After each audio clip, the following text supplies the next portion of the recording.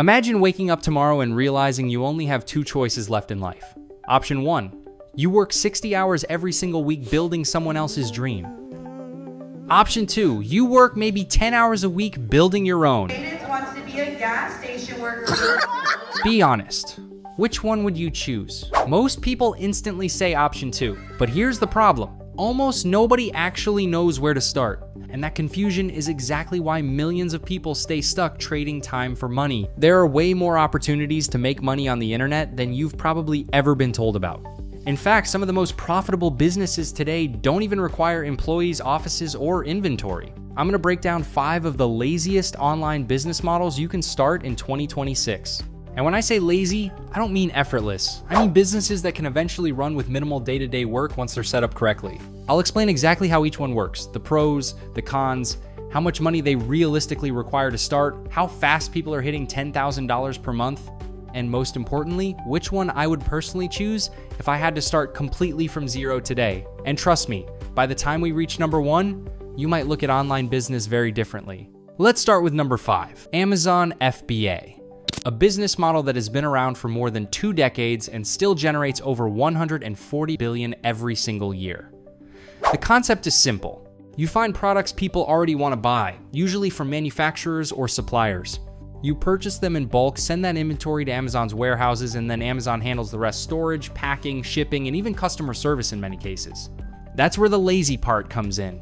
You're not sitting in your garage printing shipping labels or packaging boxes all night. Amazon's infrastructure does the heavy lifting for you.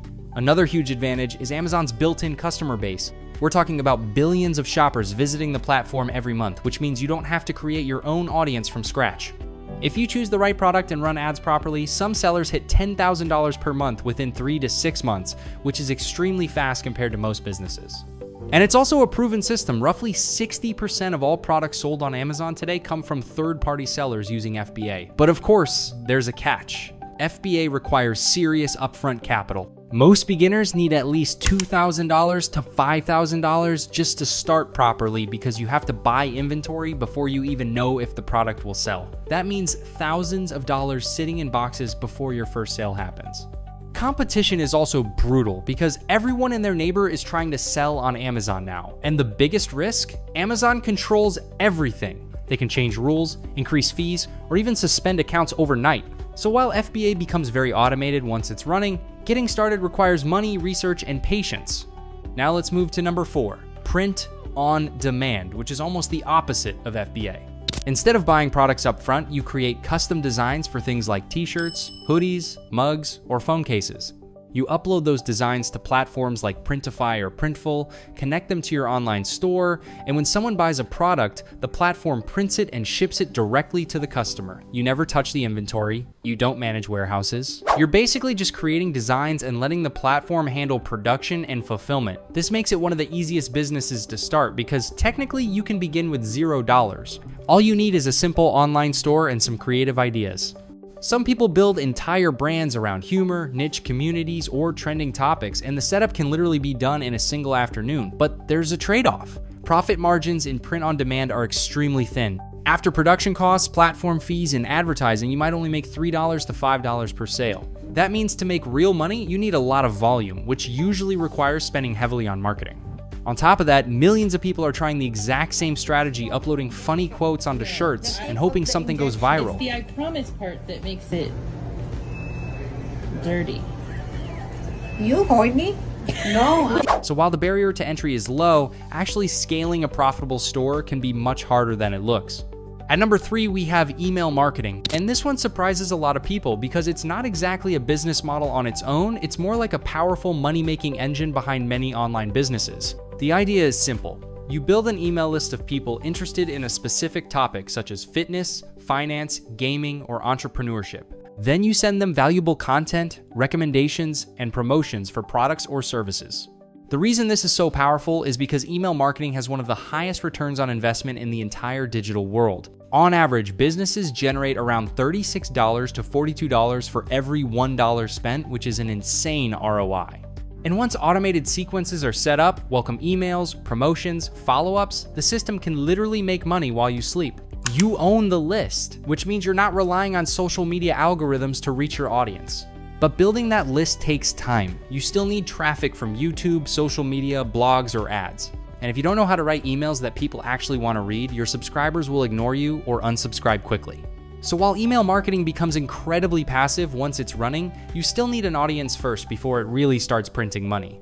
Coming in at number 2 is SMMA social media marketing agencies. This model exploded a few years ago because the barrier to entry looked incredibly low. The basic idea is that you help businesses grow their presence on social media or run ads for them. In exchange, you charge a monthly retainer, often anywhere from $1,000 to $10,000 per client, depending on the services you offer. Because you're selling a service rather than a product, the profit margins can be extremely high. There's no inventory, no manufacturing costs, and you can technically start with nothing more than a laptop and internet connection. Once you build systems and hire freelancers or employees to handle the work, the agency can become fairly automated, allowing you to focus mainly on getting new clients. But the beginning is where most people struggle. You have to do sales calls, convince businesses to trust you with their marketing, deliver results, manage expectations, and handle complaints if campaigns don't perform. It can feel more like a job than a business at first. And these days, the market is crowded with beginners calling themselves marketing experts.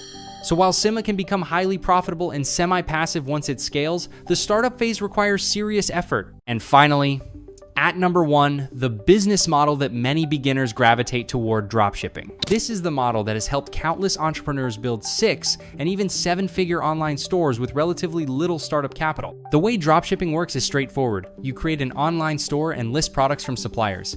When a customer places an order, you purchase the product from the supplier and they ship it directly to the customer. You never store inventory, you never package boxes, and you only pay for the product after you've already been paid by the customer. That dramatically reduces financial risk compared to models like FBA. A beginner can often start a dropshipping store with $100 to $500, mostly for website tools and advertising. The biggest advantage is flexibility. You can test many different products quickly. If one product fails, you move on to the next without being stuck with unsold inventory. And when you do find a winning product, scaling can happen extremely fast. But dropshipping still requires skill. You need to learn product research, understand marketing and ads, build a store that customers trust, and work with reliable suppliers to avoid shipping problems. It's not a magic shortcut, it's still a real business. But compared to the other models on this list, it's often the lowest risk entry point for beginners who want to start making money online without a large upfront investment. So if we zoom out and look at everything together, each model has its own version of lazy. Amazon FBA automates logistics but requires capital. Print on demand removes inventory but suffers from thin margins. Email marketing can run on autopilot but requires building an audience first. SMMA becomes passive once systems are in place but demands serious effort at the beginning. And dropshipping stands out because it combines low startup costs, flexibility, and the potential to scale quickly. The real lesson here isn't that one model is perfect, it's that the internet has created multiple paths to building income streams that didn't exist a decade ago. The key is choosing one model, committing to learning it deeply, and sticking with it long enough to see results. Because the people who eventually succeed online aren't the ones chasing every new opportunity, they're the ones who pick a strategy, master it, and keep going long after everyone else quits.